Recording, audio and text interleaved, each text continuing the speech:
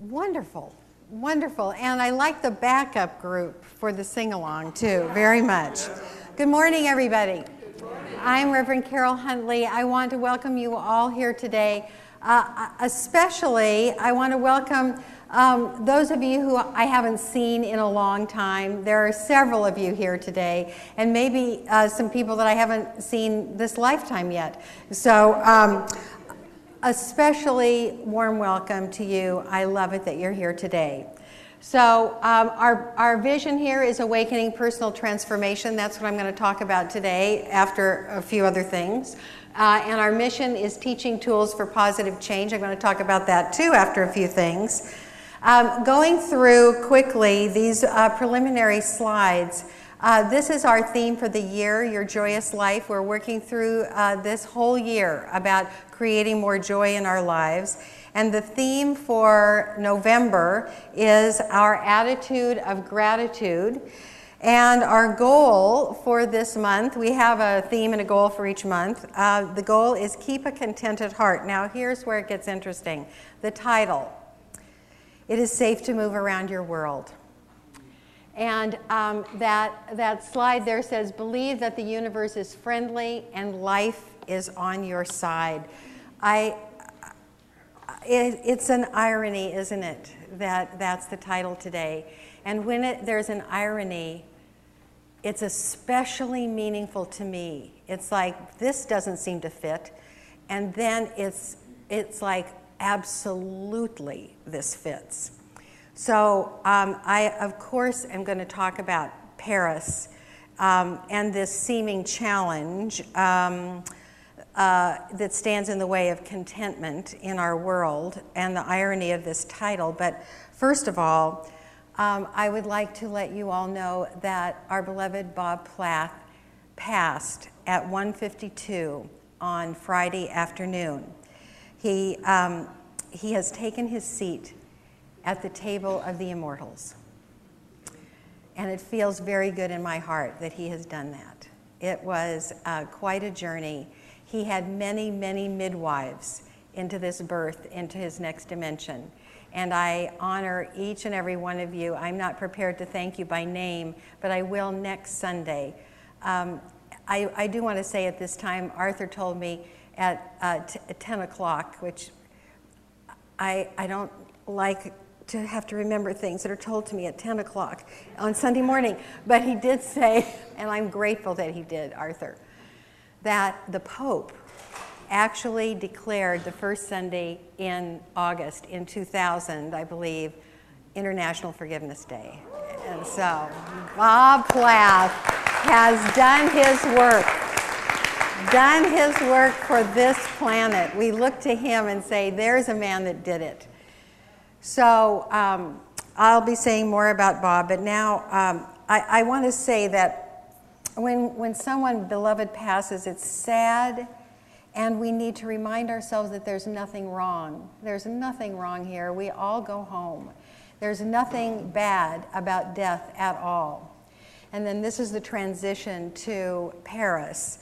When people die from violence, it's harder to say nothing is wrong. I mean, they're just as much transitioned as anybody that dies in their bed with their beloveds around them, as was Bob's blessing.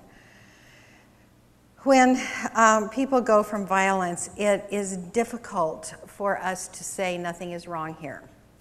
And so it's been a difficult week for peace. It's been difficult because of Paris. 2 days before that was the bombing in Beirut, and a bomb earlier in the week in Baghdad, and the Syrian refugees having a difficult is not even the word, horrific time finding their place in the world. So there is a lot of work to do. There is a lot of work to do in this world, and there's a lot of work to do for ourselves, for not allowing ourselves to go into retribution, fear, and hatred. That's the work of today. But before I go there, I want to say that sometimes when something horrific happens and people want you to go too quickly to, oh, it's all one and it's all love. I want to say a bad word here. It's annoying, right? It is annoying. The way that I found out about the Paris attack was on email. One of our dear, dear ministers on the ministers' listserv said, there is a terrorist attack going on right now in Paris. And so I call for everyone to go immediately to oneness and that love is the only thing that exists. And I'm going, what are you talking about? There is something horrific happening, a crack in the peace right now, and I can't go to oneness right now. And so I want to honor any of you that are there right now that if I ask you, which I'm going to ask you to move.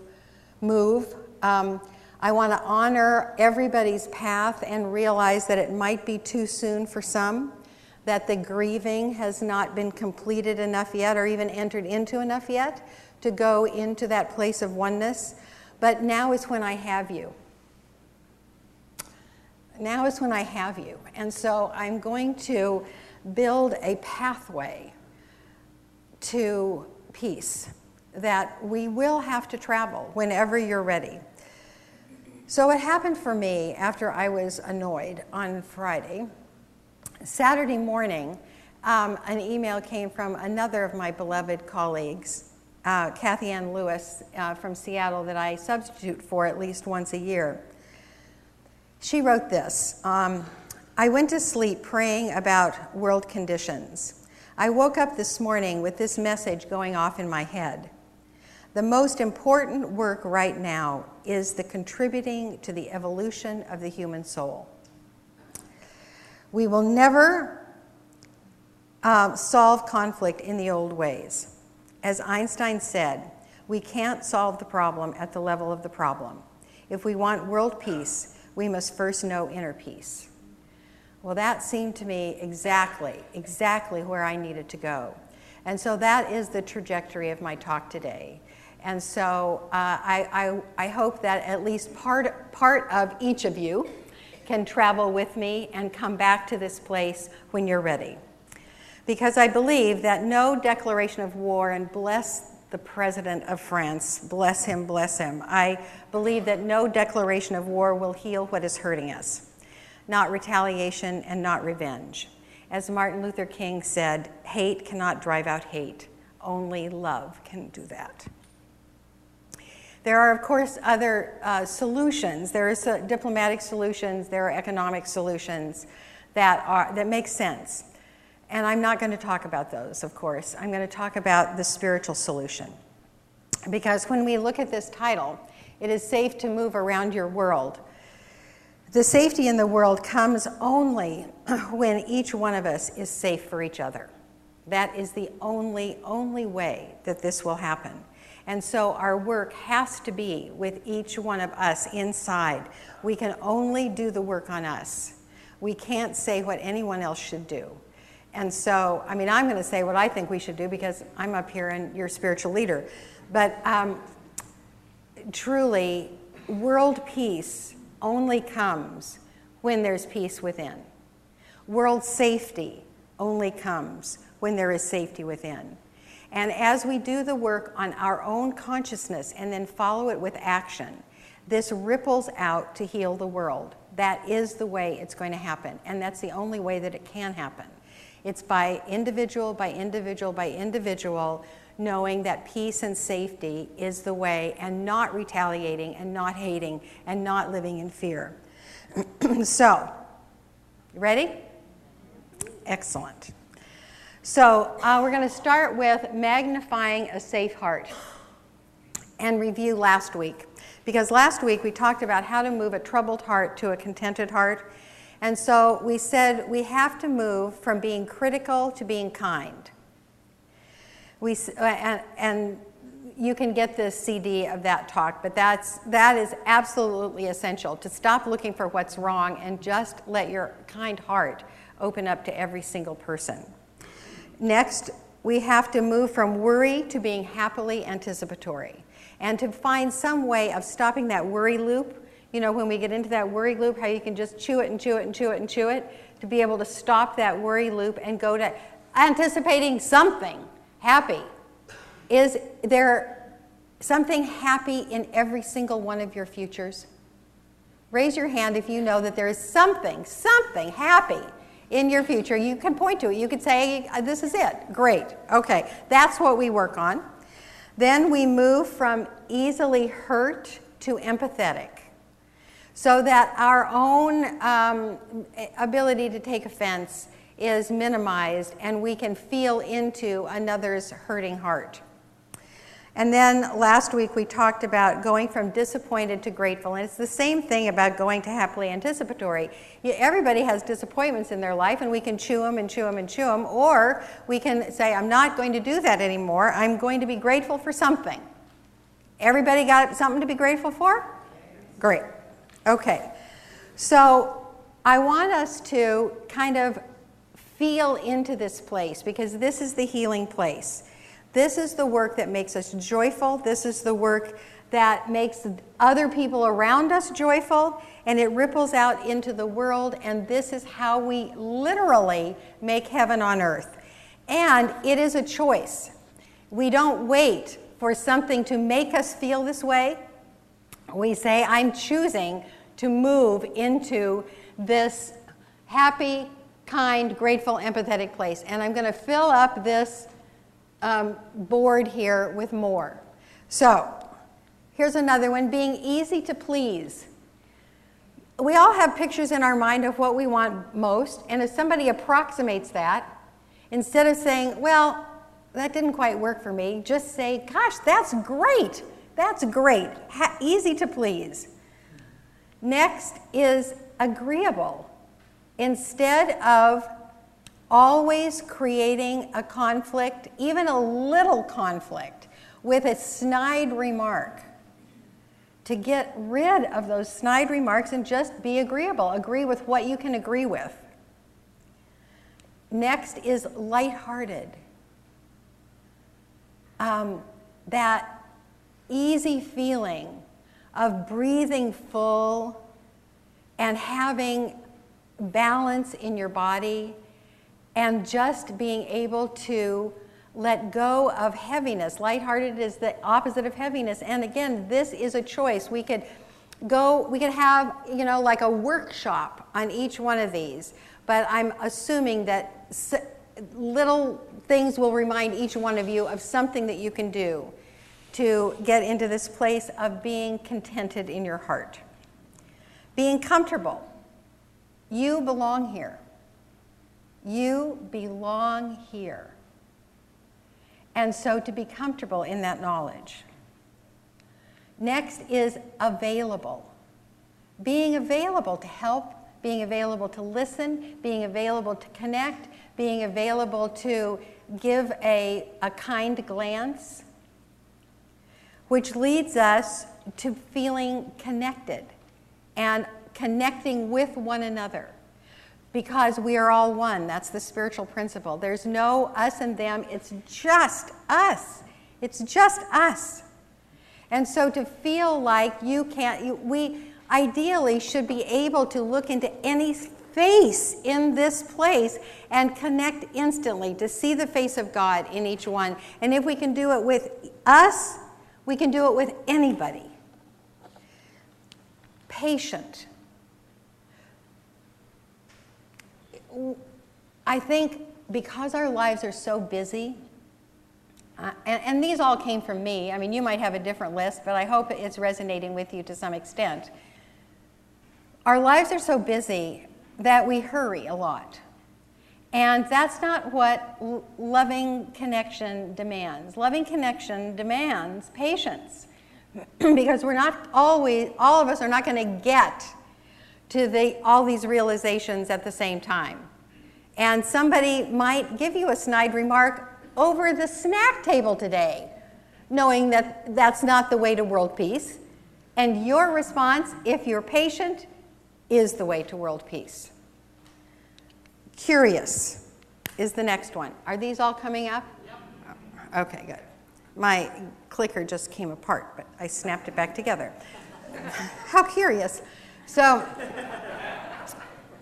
instead of condemning, instead of judging, remember our theme from about 3 years ago when the watchword was, "That's fascinating." So that is a curious approach to life. 2 more. Approachable, so that your countenance is open and available for others. And lastly, faith-filled. That we are one with each other. Peace is possible. Safety is possible. We are all working on this together. And God is the universal connecting system of us all. And just knowing that morning, noon, and night.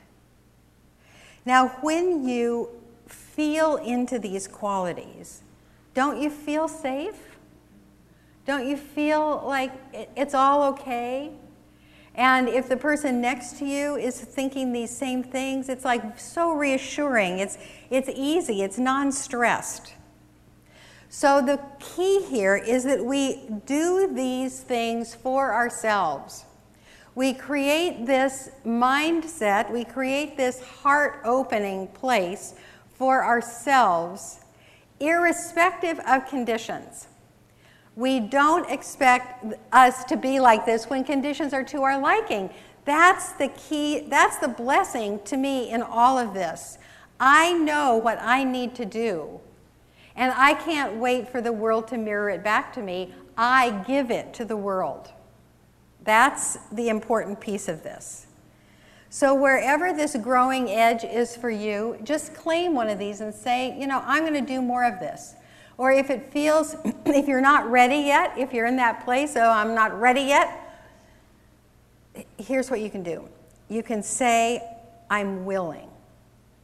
I'm willing to be more approachable.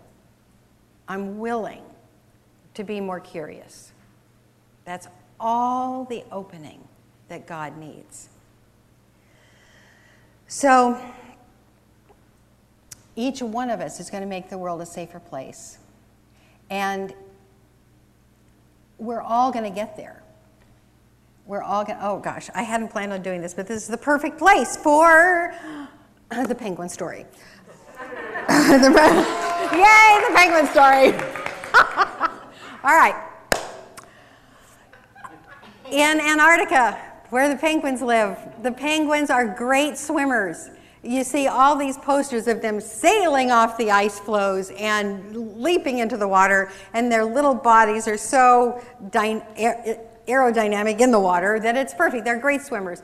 But they're, as you know from all the documentaries, they are hatched on land and they don't know how to swim. And so when it's time for them to swim, all the parents get the families at the edge of the ice floe, and the parents jump in the water and call to the babies. Come on in, the water's great, come on in. Now some of the babies just leap into the air and plop in the water and swim because it's natural for them to swim. Most of the babies are really scared, and they walk back and forth on the edge of the ice, and they peep and peep and peep and peep, and the parents are going, come on in, and they're peeping, and they plop in, not very enthusiastically. And they swim. And then some babies are too frightened. They can't plop in. They can't leap in. They can't fly in. They are misery incarnate on the edge of the ice. But what happens is that the tide comes in and sweeps them off the ice, and they all swim. The lesson is that life is so for us that it will give us opportunity after opportunity after opportunity to get it right. Nobody is going to be left in hell on earth. We're all going to heaven on earth, and we can get there quicker and help other people do the same.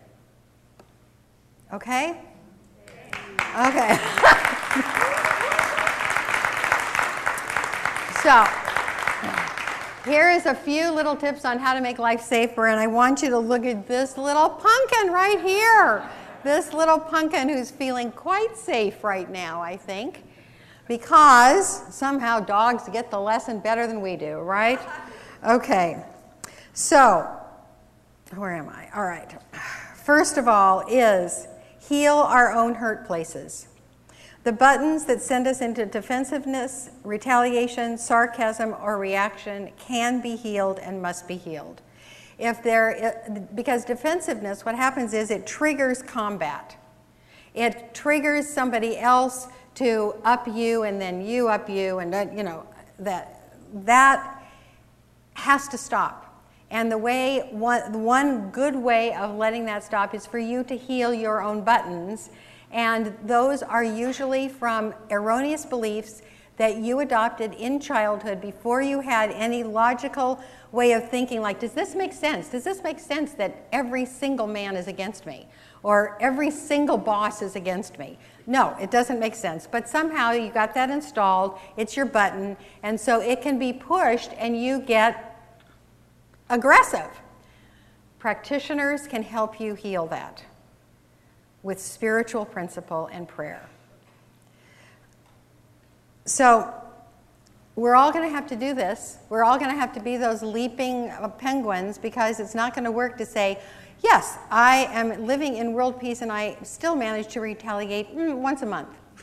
No, we're not going to be able to do that. It's always, always, always we're in the healed place.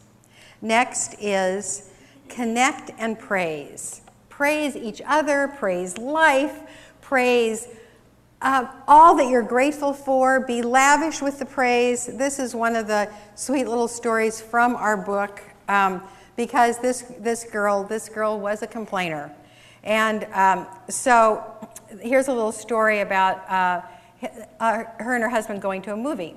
One afternoon, at Jamie's suggestion, we left the girls with his parents while we went to a movie. When we came back to pick them up, my mother-in-law asked, "How was the movie?" Instead of following my inclination to say, "Well, not bad," I answered, "It was such a treat to go see a movie in the afternoon." That's a response that's much more likely to boost happiness, not only in her, but also in me. Giving positive reviews requires humility.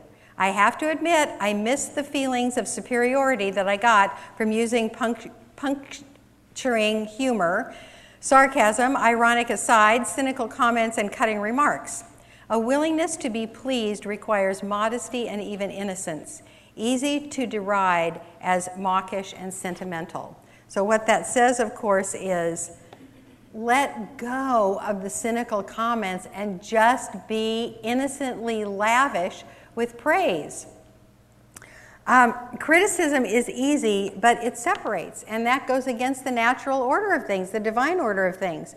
Jean Houston, in her book about the life of Jesus, which is takes it through, in this book, Godseed takes the lessons through Jesus' entire life, but this one has to do with the birth, which is coming up at Christmas time, right? So she has this term called the Herod factor. Now remember, Herod in the story was the Roman official who supposedly ordered the death of all babies in the land in order to kill the Christ child. And so it comes down to us when we say, well, what is in that for me? It's such a horrific idea. There is that within a lot of us. When someone seems more alive than we do, when someone seems like they're having a better time in life than we are, that we kind of jibe them. That we kind of deflate their balloon. Now, maybe nobody in this room does that, but you might see it out in the world, and then you can practice patience. But this is what she says. I have frequently noticed in families, even very loving families, that when a certain child, often under the age of 2, shows too much joy or exuberance, a Herod rises in one of the parents or the brothers or sisters and attempts a kind of unconscious violence. This Herod factor runs very deep. For example, when I was 4 or 5 years old and my own little brother was a tiny baby, I couldn't believe his laughter and exuberance. I knew how hard it was out there in the world. How could he be so full of innocent laughter? And just for a second, I felt impelled to twist his arm. No one would know, and then I stopped. I didn't twist his arm, but the impetus was there, and I've always remembered it with shock and horror. Is that sort of impetus familiar to you? It is the Herod factor. So that idea of zinging somebody because they're having too much fun, that's what you don't want to do. So you want to instead connect and praise.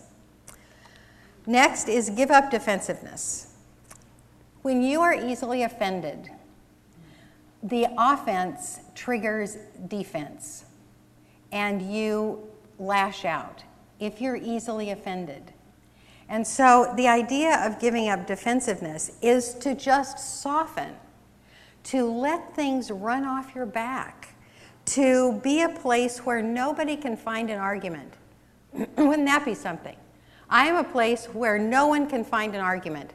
I will not rise to an argument. I mean, I'm saying this like an affirmation. I can argue, but I don't like it. And world peace kind of demands that we don't argue. We can, of course, negotiate. We can, of course, have meetings.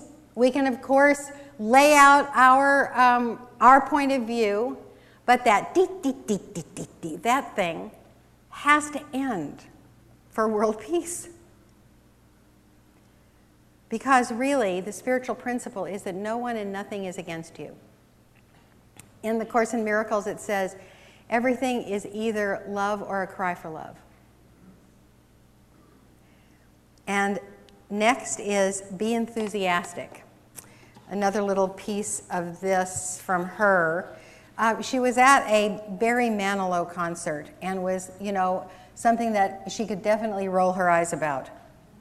But she said, enthusiasm is a form of social courage. What's more, people's assessments are very influenced by others' assessments. So when my friend said, "This is terrific music, this is a great concert," her enthusiasm lifted me up. So, let go of lazy, lukewarm responses. So I want to see if you can do this right now. I'm going to ask you, if you're willing, to turn to the person next to you and quickly give them an enthusiastic compliment.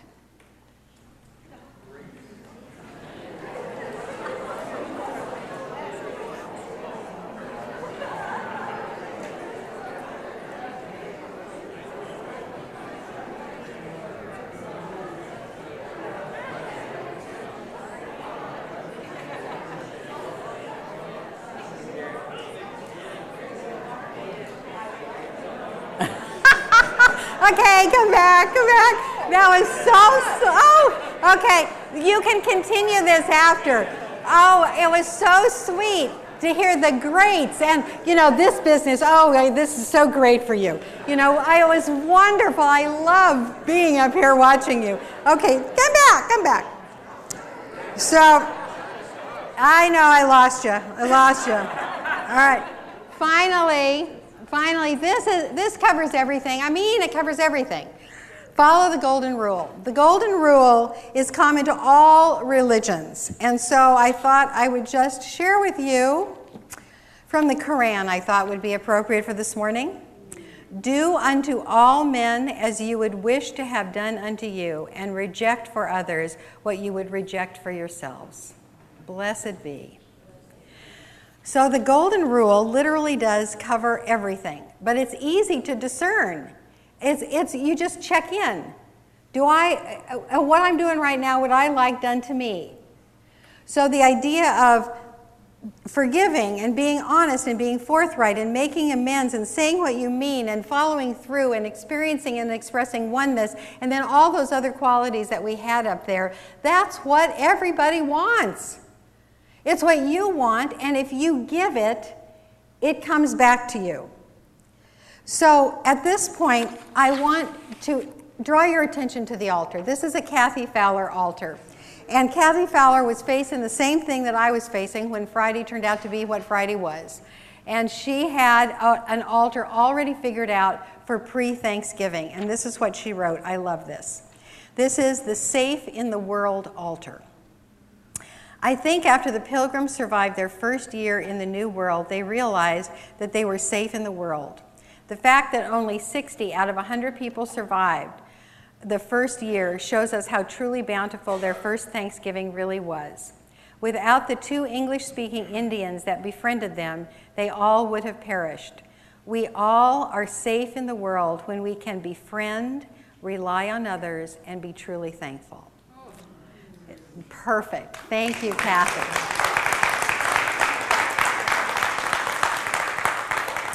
So, coming back to the spiritual principles that encompass everything that we've talked about today, and in conclusion for this morning, there's 2 spiritual principles that stand out to me. And the first, of course, is we are all one. It is only us here. And the second is what we seek, we become. And so if we seek peace and if we seek safety, if we come from that place inside of bringing peace and seeking it, that's what we become. Wayne Dyer wrote, "One individual who lives and vibrates to the energy of pure love and reverence for all of life will counterbalance the negativity of 750,000 individuals who calibrate at the lower weakening levels." That is amazing. So if we are aware of our oneness, if we monitor ourselves according to the golden rule, there will be peace on earth around us, guaranteed. And that ripples out and out and out, bringing safety and peace for all. So I love the going deeper.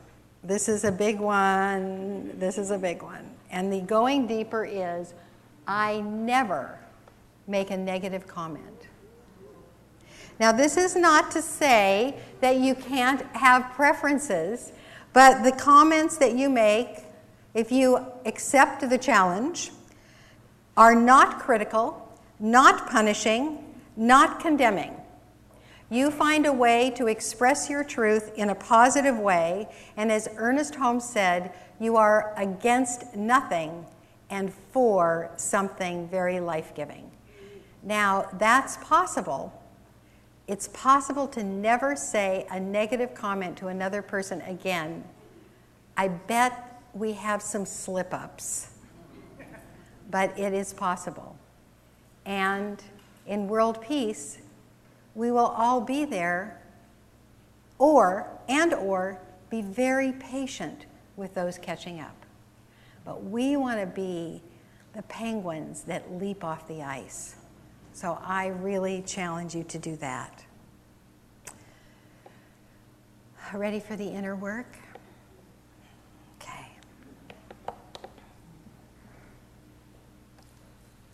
So if you'll join me within that universe on the inside that is connecting and perfect and beautiful.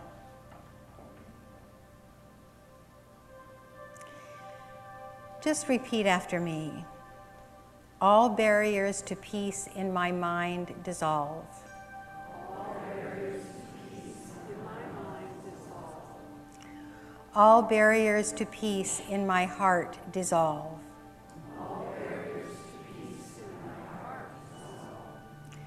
I see peace. I choose peace. I act peacefully.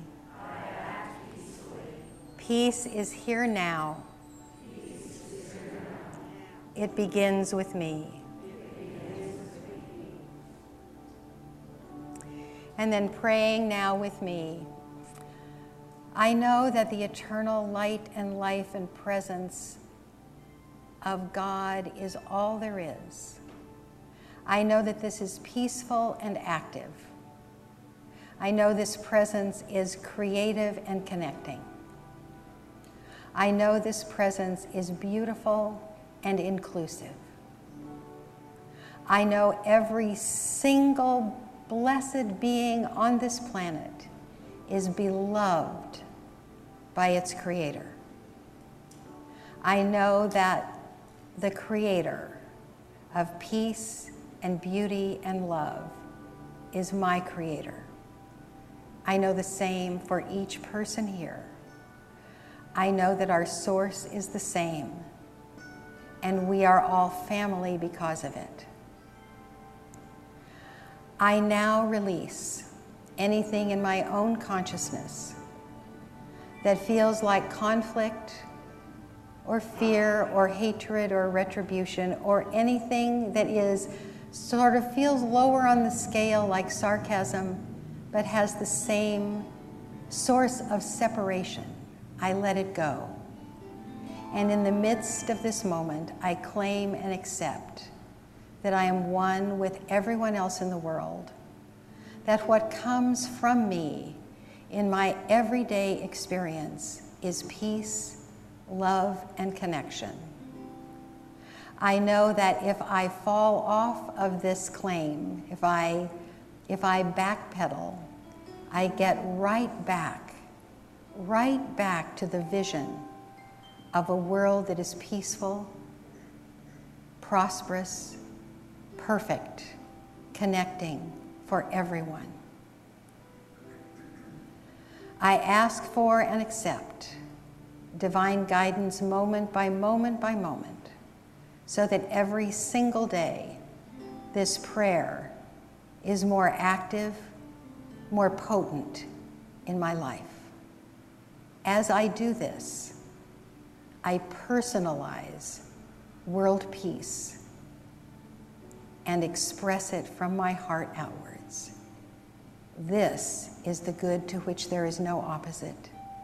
I accept it for myself and for everyone here who also says me too in their hearts. I give my thanks and place this into the law, and so it is. Amen.